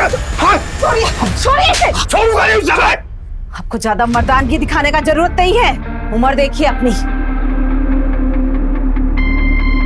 कुछ बचा नहीं है आप में। उस कमीने के सामने में जलील करती थी और हम खून के खून पी के रह जाते थे।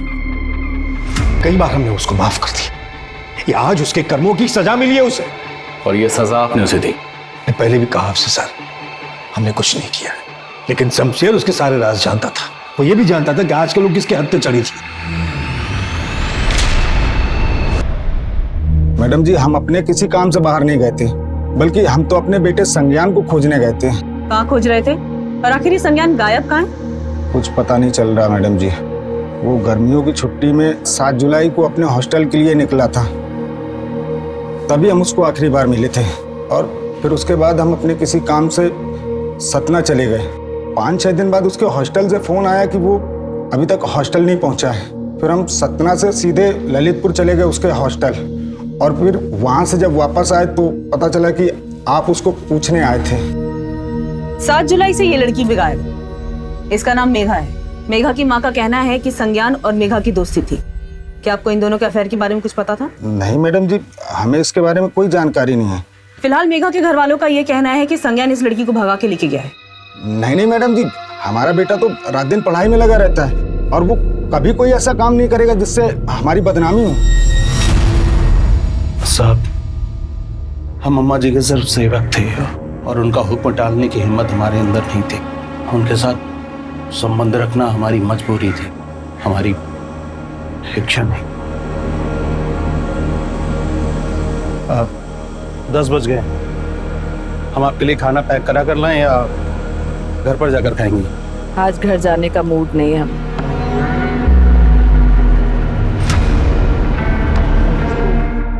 तुम भी यही रुक जाओ। जी। जो कुछ कहते हैं सर हिलाकर हाँ कर देते हो। सब बात मानोगे का हमरे? जी, बस हुक्म करके देखिए। सच बोल रहे हो क्या?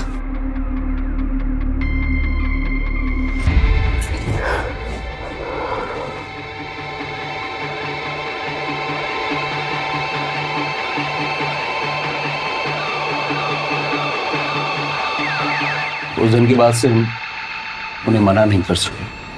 तो ऐसा क्या हुआ था कि तुमने रजनी देवी को मार ही दी?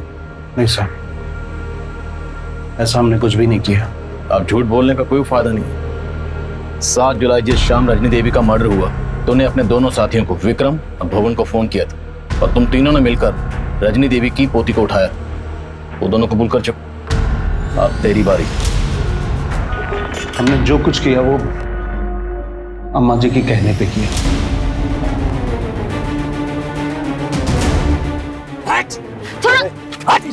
तुम लोग वहां से उसे अम्मा जी के पास ही ले गए।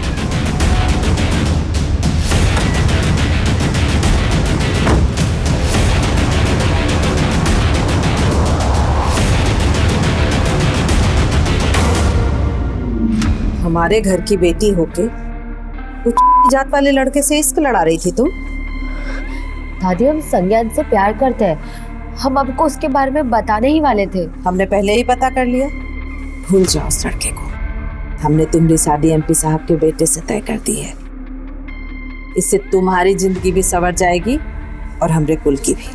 दादी, आप कुल और जात की बात कर रही है? हाँ, कहे बेटी और रोटी का व्यवहार कुल जात देखकर ही किया जाता है बिटिया। हमने सपने में भी नहीं सोचा था कि आप ऐसे निकलेंगी।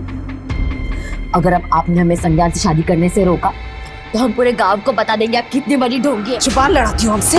हाँ, हम आपके नहीं अपनी पसंद के लड़के से शादी करेंगे, और अगर आपने हमारे साथ जबरदस्ती की तो आपके लोगों के बीच आपको जलील कर देंगे। हमको जलील करोगे तुम? हमको जलील करोगे? जलील करना किसे कहते हैं हम बताते हैं तुमको। ले जाओ इसे। इसका वो हाल करो कि अपनी शकल किसी को दिखा ना सके। नहीं दादी, छोड़ो मैं। दादी नहीं। रुको, दरवाजा खुला छोड़ देना। हम उनका वो रूप देखकर हैरान थे साहब। वो हमें अपनी ही पोती के साथ दुष्कर्म करने का फरमान सुना रही थी। हम मजबूर थे साहब, हमें उनकी आंखों के सामने ही ये सब कुछ करना पड़ा था साहब। उस दिन उन्होंने हमें हमारी ही नजरों में गिरा दिया था। हम सह नहीं सके। हम अम्मा जी और मेघा को फार्म हाउस में छोड़ के चले गए थे। उसके बाद क्या हुआ हमें सच में कुछ नहीं पता। तू मेघा का रेप कर रहा था और तेरे दोनों साथी संज्ञान का कत्ल, और तू कह रहा है तूने जो किया सिर्फ अम्मा जी के कहने पर किया। खुद को बेकसूर समझ रहा तू?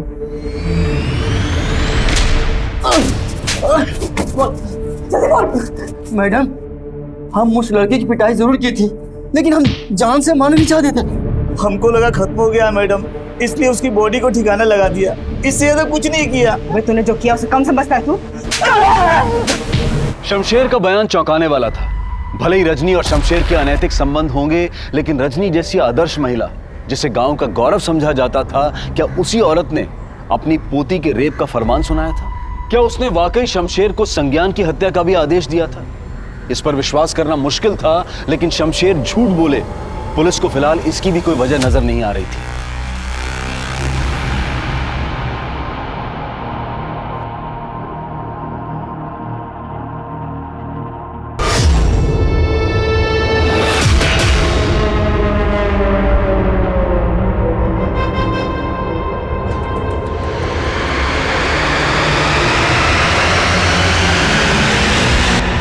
शमशेर के साथ ही बोल रहे हैं कि उन्हें लग रहा था कि संज्ञान मर चुका है। अगर ऐसा होता तो उसकी लाश मिलनी तो चाहिए थी। सब ये समझ में नहीं आ रहा है कि वो दोनों सच सच बोल रहे हैं कि कहानी अब भी कुछ और है। और रजनी देवी के घर वाले ये मानने को तैयार ही नहीं है कि रजनी देवी अपनी पोती के साथ ऐसा कुछ करवा सकती है। वैसे इधर शमशेर के दोस्त भी ये मानने को तैयार नहीं है कि रजनी देवी की हत्या में उन दोनों का हाथ है।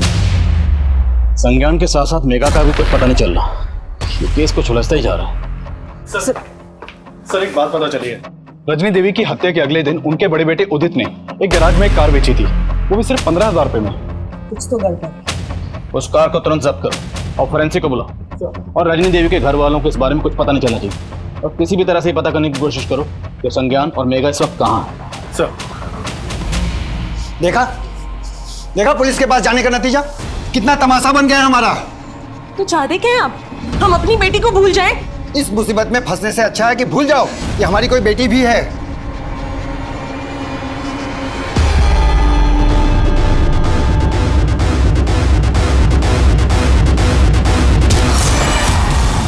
उस गाड़ी को जब्त किया गया तो फोरेंसिक को उसमें कई ऐसे खून के धब्बे मिले जिन्हें मिटा दिया गया था, और ये देखा जाने लगा वो खून रजनी से मैच करता था या नहीं। वहीं संज्ञान और मेघा की तलाश भी जारी थी, और जल्द ही पुलिस को मेघा की हत्या की जानकारी मिली।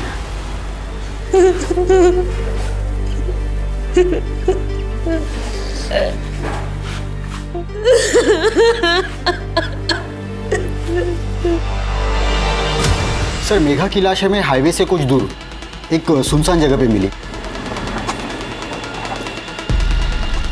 बॉडी की कंडीशन बहुत ही खराब थी सर, बॉडी पे कोई कपड़ा भी नहीं था। सर पोस्टमार्टम से हमें यह पता चला है कि मेघा के सर पे किसी भारी चीज से वार करके उसे मारा गया था। और सर हैवानियत की बात तो यह है कि मेघा को मारने के बाद डेड बॉडी के साथ रेप किया गया था। मेघा पहले भी रेप का शिकार हुई थी। उस वक्त इस रेप में ये शामिल था, और मेघा के अलावा ये संज्ञान भी मिसिंग है।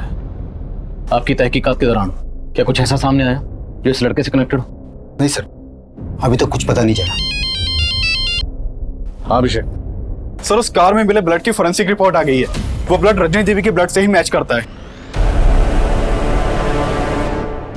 सर मानते हैं कि हमने आपसे सच छिपाया, लेकिन माँ की हत्या से हमारा कोई लेना देना नहीं। तो किसका लेना देना?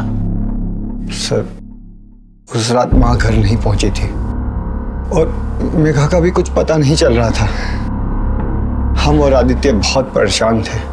हम जब माँ के फार्म हाउस पर पहुंचे तो हमने देखा हमने नहीं मारा है माँ को। तुमने नहीं मारा तो फिर हमें क्यों नहीं बुलाया? और मेघा के गायब होने की बात भी तुमने पहले नहीं बताया, क्यों? साफ साफ बोलो, क्या छिपा रहे हो? सर कुछ भी नहीं छिपा रहे हैं। हमें लगा कि शायद मेघा के हाथों माँ की हत्या हो गई हो, हम तो सिर्फ उसको बचा रहे थे। तो तुम जानते थे कि मेघा ने तुम्हारी माँ? नहीं सर, हम तो खुद ही ढूंढ रहे थे उसको। उस रात रजनी का मर्डर हुआ था, ये बात सिर्फ उदित और आदित्य ही नहीं, मेघा की माँ विनीता और रजनी के पति विश्वनाथ को भी मालूम थी, इसलिए पुलिस किसी का भी भरोसा नहीं कर रही थी। वहीं संज्ञान की भी कहीं कोई लीड नहीं मिल रही थी, लेकिन अब कुछ ऐसा मिला था जिसने पुलिस का नजरिया ही बदल दिया था। सब कुछ दिनों पहले मेरठ में एक सीमा नाम की औरत का मर्डर हुआ। सीमा के मर्डर की मोडस ऑपरेंडी मेघा के मर्डर की मोडस ऑपरेंडी से मैच करती है। मेघा और सीमा दोनों के मर्डर करने के बाद उनकी बॉडी के साथ रेप किया गया था। सीमा का रजनी देवी या मेघा से कोई कनेक्शन? सर फिलहाल तो कोई कनेक्शन नहीं मिला है। माना कि सीमा और मेघा का मर्डर केस अलग है, लेकिन रजनी देवी के मर्डर केस में वो सिमिलैरिटीज नहीं मिली। तो सीमा के मर्डर केस में कोई ऐसा सस्पेक्ट जो मेघा से कनेक्टेड हो? सर फिलहाल उसके बारे में भी कुछ नहीं पता चला है। पर सीमा के मर्डर में मेरठ पुलिस को सीमा के पति योगेंद्र पे शक था। पुलिस का कहना है कि सीमा को अपने पति पे शक था क्योंकि उसका काफी औरतों के साथ अफेयर चल रहा था। तो हो सकता है योगेंद्र मेघा को भी जानता। साहब हम किसी मेघा को नहीं जानते, हमने कोई मर्डर नहीं किया है। तेरी बीवी तुझ पर शक करती थी, हो सकता है तेरा मेघा से भी अफेयर रहा। साहब हम कितनी बार बताएं आपको, ऐसा कुछ नहीं है साहब, भगवान कसम खा के बोल रहे हैं हम।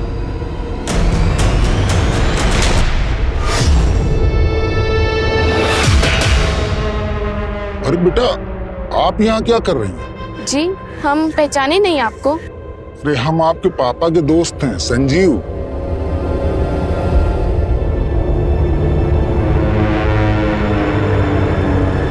पापा कोई संजीव अंकल आपके फ्रेंड है क्या?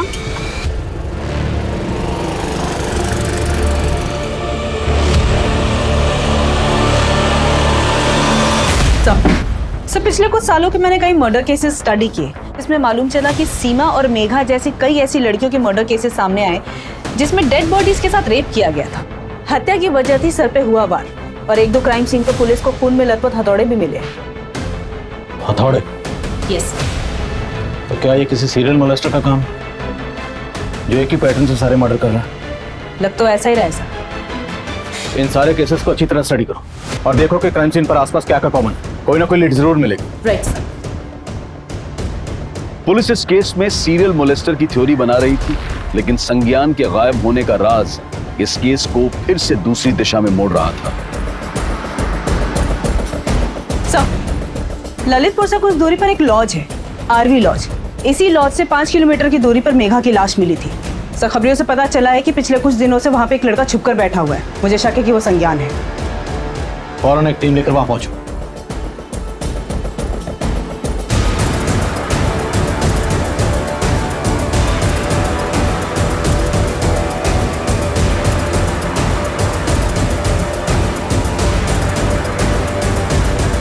सर हमारा मेघा के मर्डर से कोई लेना देना नहीं। 7 जुलाई के बाद तो मुझसे मिले तक नहीं है। तो 7 जुलाई से तो अंडरग्राउंड क्यों?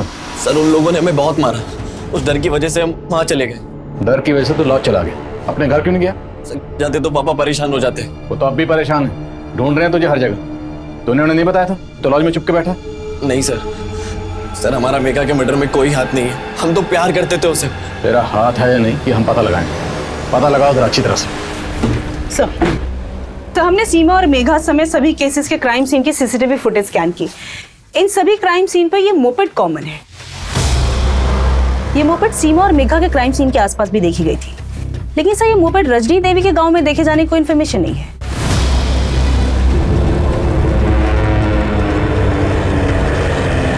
सुनिए,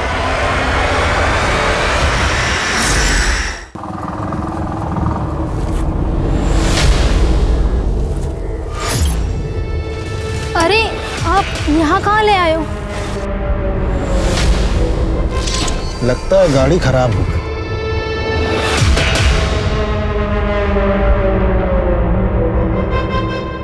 अरे ये क्या कर रहे हैं आप?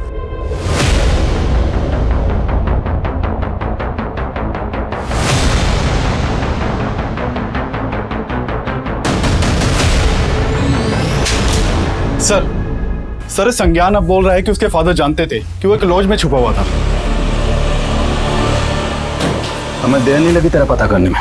तुझे फॉलो किया, तुझे रंगे हाथ पकड़ ली। सालों पहले तेरी बीवी का मर्डर हुआ था, मुझे पूरा यकीन है उसका मर्डर भी तूने किया होगा। सही कहा आपने। हमारा पहला शिकार हमारी पत्नी थी। वो हमारी गैर मौजूदगी में दूसरे मर्द के साथ सोती थी, और जब हम उसके पास जाते तो वो हमें जलील करती कि तुम हमें संतुष्ट नहीं कर पाते। एक दिन हमारा माथा सनक गया। हमने उसको हमेशा के लिए संतुष्ट कर दिया, पर हम संतुष्ट नहीं हुए। उसी वजह से हमें इन औरतों से नफरत हो गई। तो ऐसा करता क्या था? ये औरतें तेरी बात मानकर तेरे साथ चलने को तैयार हो जाती थी? हम बहुत स्मार्ट हैं साहब। हम उनके पास जाते और उन्हें जता देते थे कि वो हमें जानती हैं और हम उन्हें जानते हैं, और हथौड़ा मार देते। और मेघा, वो तो तेरे बेटे की गर्लफ्रेंड थी। उसी की वजह से उसकी दादी रजनी ने हमारे बेटे को अधमरा कर दिया था। तो रजनी देवी को भी तूने मारा था? तब वो हमारा स्टाइल नहीं है। वो तो मेघा ही उसको मार के भागी थी। उसका हमारे पास फोन आया।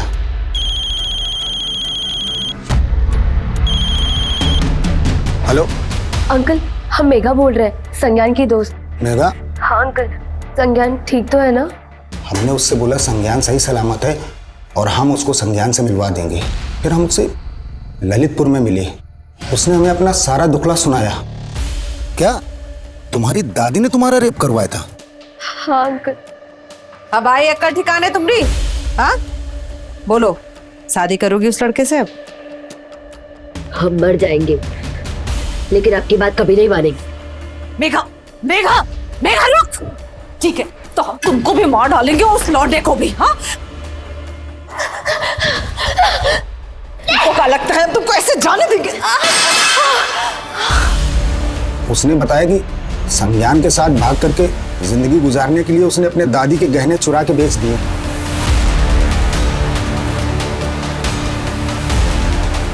बेटा डरो नहीं, हम तुम्हारे साथ हैं।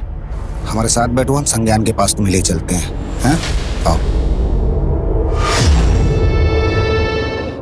और सबकी तरह हमने मेघा को भी संतुष्ट कर दिया।